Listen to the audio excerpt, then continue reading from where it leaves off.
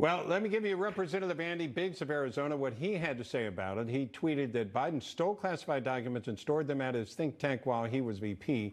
The VP does not have any authority to declassify classified documents. This think tank received $54 million in funding from China. Now, that's what the representative said. Since then, we have seen Randon, we have seen that think tank say we did not receive money from China. But there are a lot of people that are saying, wait a minute, there is some explaining to do, if nothing else. Absolutely. Look, this is just a long pattern of behavior from both this administration and the Biden family where there's a double standard. And, you know, in his words alone, it was totally irresponsible. And so I think this administration and President Biden need to be held accountable. There needs to be answers to these questions. How did these files get to where they were? And really, at this point, there's a lot of unanswered questions about this administration, the entire Biden family, and this is just a long trend of nefarious behavior by this administration.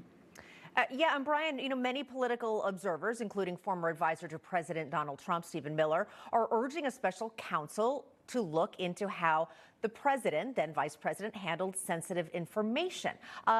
Do you think he's correct? Should Attorney General Garland go after Biden as he did with Trump? Tony seems to think so. Well, certainly, and I'm just so thrilled to see their own words coming back to bite them in the tuchus. Can I say that word? Yeah. So they point the finger, they accused, and now they're subject to the same words, which is wonderful. But yeah, we should investigate. We should investigate as much as we did, as much as we concentrated on that when Trump did it.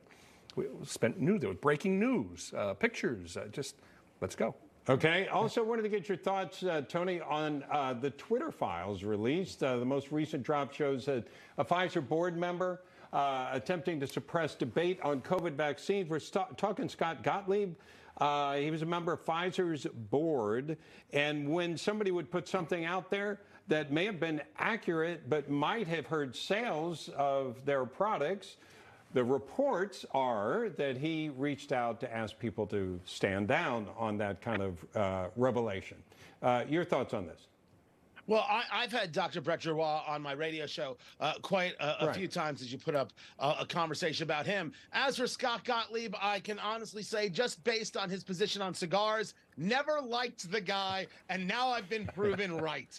And that alone is enough to let me sleep well at night.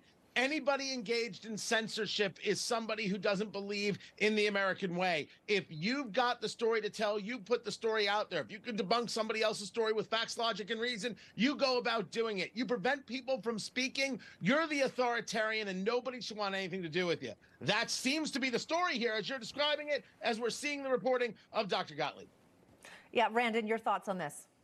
Yeah, you know, at Young Americans for Liberty, we have long been sounding the alarm on big tech. And it's far beyond time that the collusion between our government, big tech, and big pharma was totally held accountable. The American people deserve the right to know that big tech has been censoring their voices. They've been shadow banning conservatives, and it's far too often that our voices have not been heard. So, you know, this is now the 13th installment of the Twitter files, and I will not be surprised as more continues to come out that these types of censorship and shadow banning practices are very common. Final word, Brian. Final word is Elon Musk bought himself a crime scene, and it's all coming out, and we're loving it because everything we thought and we were accused of being crazy for saying it is turning out to be true. So it's there you go.